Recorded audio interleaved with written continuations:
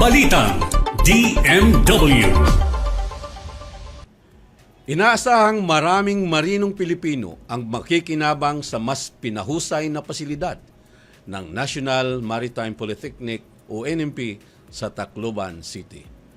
Personal nang ininspeksyon ni Department of Migrant Workers Secretary Hans Leo J. Kakdak ang mga bagong pasilidad kabilang ang multi-purpose gymnasium at 2 training buildings.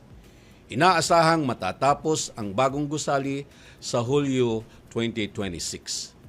Bahagi ito ng 1.3 billion modernization program ng National Maritime Polytechnic para sa taong 2025 hanggang 2028 na layong mapanatili ang international competency ng maritime workforce ng bansa.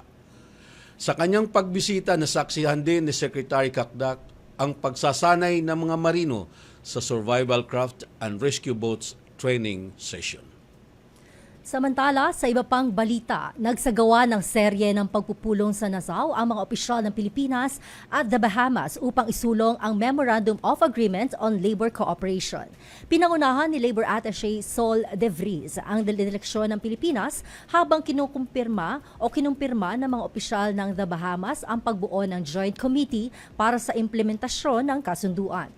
Ang kasunduan ay nilagdaan noong Setyembre na nakaraang taon ni na Migrant Workers Secretary Hans Leo J. Kakdak at Bahamas Foreign Affairs Minister Frederick Mitchell at inaasahang pakikinabangan ng mahigit 2,500 Pilipinong manggagawa sa healthcare, finance, hospitality at iba pang sektor. At sa pagpapatuloy ng ating balita, ibinahagi ni Non-Resident Ambassador Designate ng Albania sa Pilipinas, Ermal Mukha, na may nakahandang humigit kumulang 20,000 trabaho para sa mga dayuhang manggagawa sa sektor ng turismo, hospitality at serbisyo.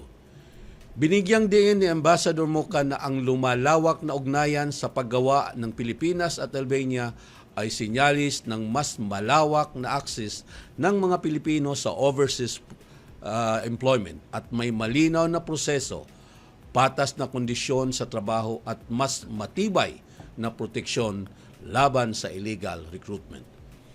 Para naman sa maraming Pilipino, ito ay dagdag na pagkakataon upang makahanap ng makabuluhan, ligtas at ethical na trabaho sa ibang bansa na makapagbibigay ng mas magandang kinabukasan para sa kanilang pamilya.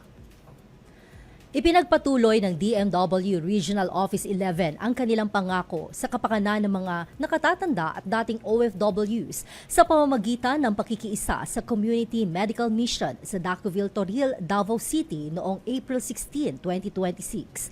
Pinangunahan ng National Commission of Senior Citizens Regional Office 11, katuwang ang Senior Citizens Association Dacoville Chapter, ang aktibidad na nakapagbigay ng serbisyong medikal gaya ng cataract screening at basic health checkups sa mahigit 100 senior citizens mula sa Dumoy area.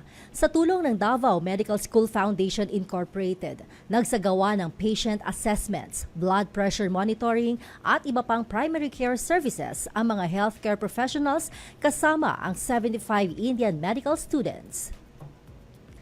At yan po ang mga balita sa linggong ito. Dumako tayo sa kaagapay mo sa DMW.